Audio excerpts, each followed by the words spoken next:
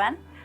I'm really very happy today because I have Haroon Sharif here in my studio, and he is basically a senior advisor to the UN. He's a former minister, visiting professor at Cambridge, Sussex, NDU, and he has worked in the World Bank and UK government, and he's from LSE. He's worked there also, and on the side he plays tennis regularly and he cooks fantastically. So I'm very, very lucky and very happy that Haroon Sharif is here with us today. Can you give a person any tips? The biggest thing which जो मुझे इसमें take away आ रहा है is the biggest thing that I can see is that we need to export more. And we need to export preferably in the technological and technology and field of information. That's where we should bank on.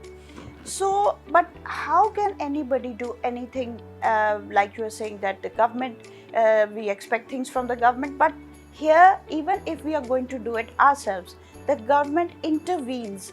The example you've given, the woman has to even show a nikalnama. How ridiculous can you get? So how can one sidestep the government interference? That's my question. That's a very key question, and let me be a bit provocative here. Do we really need government for anything? Wow. No, seriously. We don't. Think about it. We are paying taxes for their salaries, right? What are we getting in return? Love it. We have too much government everywhere. And that is when I say structure has not changed, other countries have changed the structure. You know, in the UK, if I ask a person on the street to name 5 ministers, nobody knows them. Government is not visible. Here, government is everywhere. Right from your house to taxes to your bills to something called a wretched no objection certificates. You can't travel, making passports. Now, how do you cut it down? What you need to do is you need to use more and more technology so that the government's human contact start cutting down. Paying taxes, it's just such a small thing. We have a huge inefficient machine sitting there actually being nurtured on our money. So first of all, for the younger people, question yourself that why do we need the state? Or why do we need such a big state? You know, yesterday 37 ministers have taken oath, you know. For instance, have you ever questioned yourself, why do you need a ministry for railway? Just running a train, you need a whole ministry?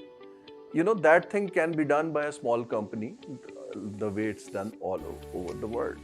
But what we are doing is that's what I call patronage. We are creating jobs in our crony networks just to please them. So I wanted to say, frankly, demand cutting down government and use technology. Technology will cut down the human contact. Let me explain. About 22 years back, I set up this organization called Securities and Exchange Commission of Pakistan. We are regulate, but we also register companies. Now, when you register a company, so you need to pick a name of the company. So there is a name search department in securities. So people used to come, write letter, they would look, there are 42,000 companies, they will say, okay, this name is available, this name is not available. So I basically said that why don't we put all the names on our website? Why does somebody have to come and search for the names? They said some legal explanations. I said we can do that, and we eventually did it. You will be surprised that the people who protested against this change were the consultants and chartered accountants. They were charging clients almost 30 to 50,000 just to search the name. So with one technology step, their unfair income disappeared. Now that's a trade-off. Somebody's business will go down, which is flourishing, on unfair basis. So we need to invest a lot more. You can only cut down the government. Everything, you need to go to an office for a car registration. Even private sector bureaucracy, look at the banking sector. They ask you all kind of stupid requirements, ID card. Let me ask the youth a simple question. Have you ever wondered why do you need attestation? Now, I have a degree from London School of Economics. I am asked to get it attested from HEC. How would HEC attest a degree from LSC? So there is an 18th grade officer who will sit on it for a few months and then will put a stamp. And the simple thing is somebody pays them the stamp immediately. We need to demand our politicians to cut down this attestation business. Now Nadra has your thumb impression. You can get it verified from anywhere, but a 17th grade or above officer has to attest your ID card. Now, unless and until we do some basic changes or reforms, I'm telling you, our mind is still stuck in post-colonial way of doing things, where the colonial rulers used to benefit and extract things from the economy, and few will benefit. And those few will be called sir so-and-so, they will be given everything. We are still stuck in that mindset. We are not open to redistribute the benefits of the economy to the people who actually make the economy. So we need to challenge these small things, which is harassment to people unnecessarily. There is far too much government. Maximum we need 10-12 ministries, and they should be invisible. They do this. Yesterday, when I was in this seminar and the drug regulatory authority person was giving me the list, and then he proudly told me that, sir, we have automated now this everything. People can, register, a pharmacy or a hospital through automated, processes. So then I questioned himself. So I said, why do I need your company then, organization? So he looked at me. I said, if everything is automated, you guys go home. The problem is we automate, but we keep on adding people to government jobs. So we need to question that. That's the biggest hurdle, that there is too much government in everything. So private sector should take the lead and question that. Awesome. Absolutely awesome. I think you have spoken out not just from your heart. I think everybody's heart will be rejoicing from what you are talking about. It makes so much sense. Attestation is a nightmare, and it's a regular nightmare that 90% of Pakistanis have to go through. I will differ a little bit, like you are saying that we are all into a system which is a post-colonial system, because we've been made to do that. We can't take the next step unless we are made that attestation, and it makes no sense. But if we don't do it, we cannot go to the next step. How do we get out of it? When politicians are less educated or less trained and less exposed, what we call the bureaucracies capture them.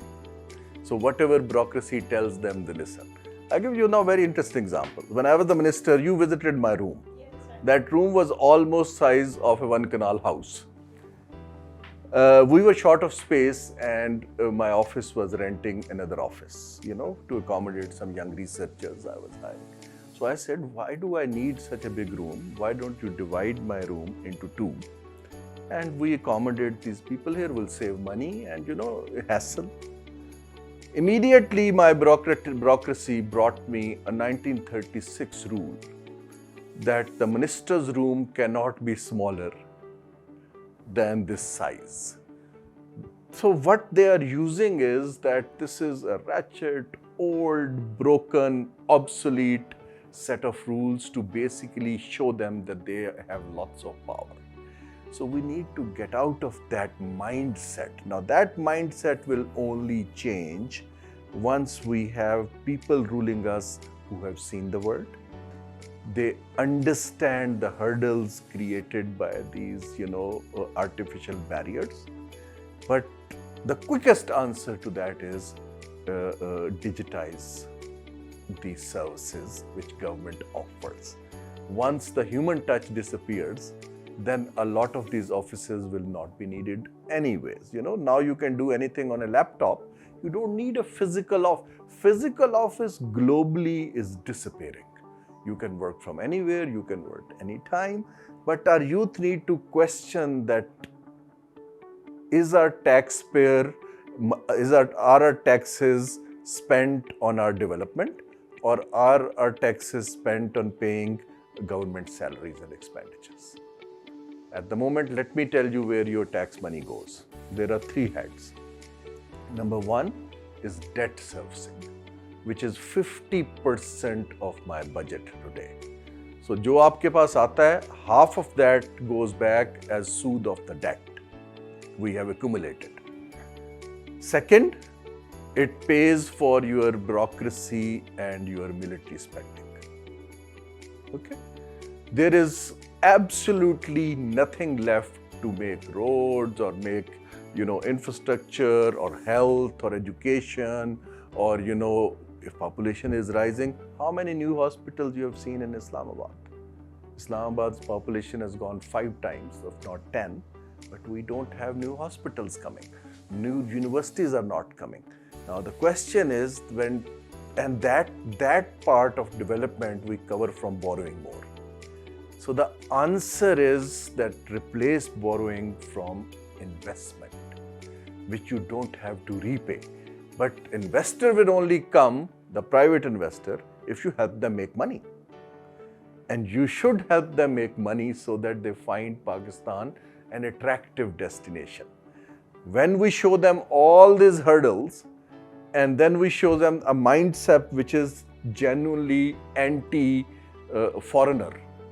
There is a mindset even on the street.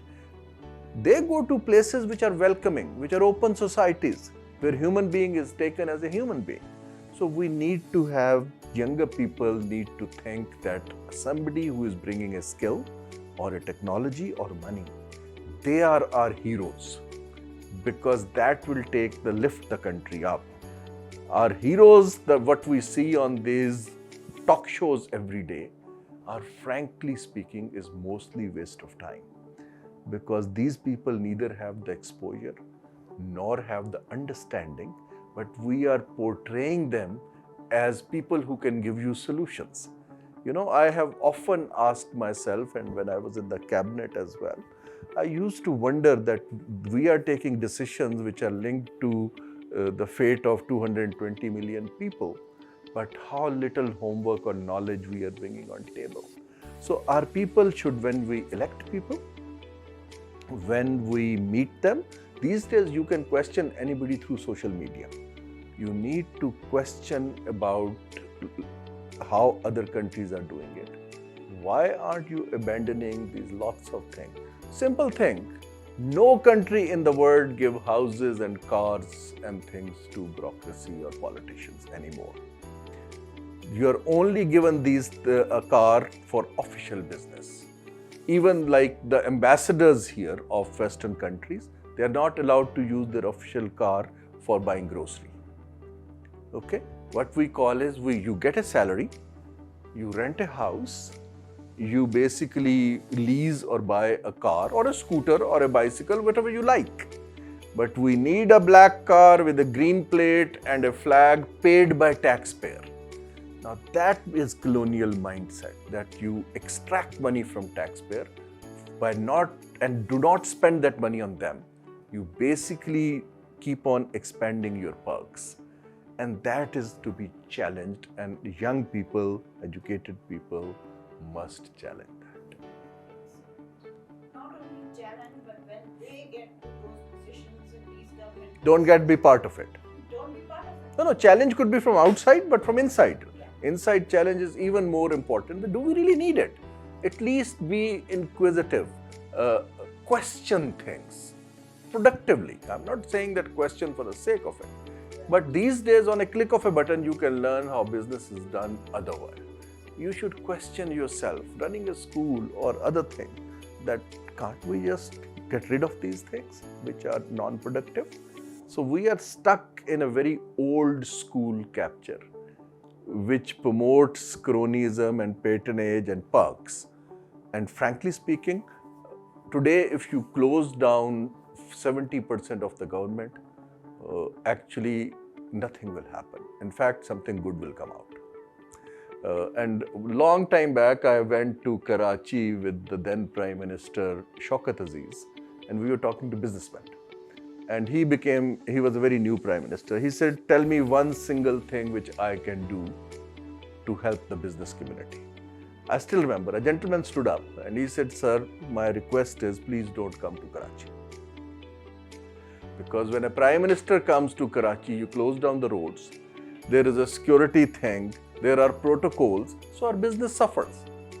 Obviously, the Prime Minister didn't like that suggestion, but that is the mindset you need. That why do I need to meet the Prime Minister?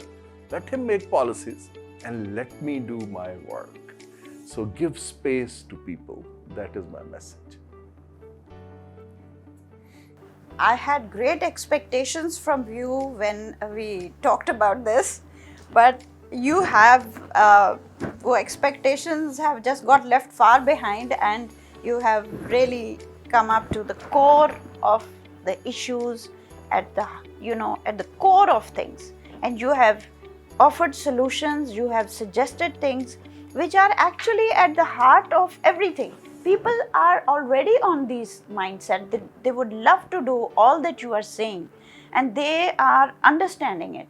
It's wonderful to hear such things coming from you, because it validates all these things that we all have been feeling, and the youth have been feeling, the average Pakistani has been feeling. But when they are afraid to talk about it, because nobody who has seen the world or who has seen the governments as they are, and you've seen both, and youth coming and saying these things means a lot. And it's really, I think this is the way to pave our way toward progress and development. And I really want to thank you for taking out the time. My pleasure, always. And if you get any questions, please forward it to me. I'll be very happy to respond to those. I will look forward to having this as a regular feature. We'll talk about different topics, because this is only one aspect of Haroon Sharif.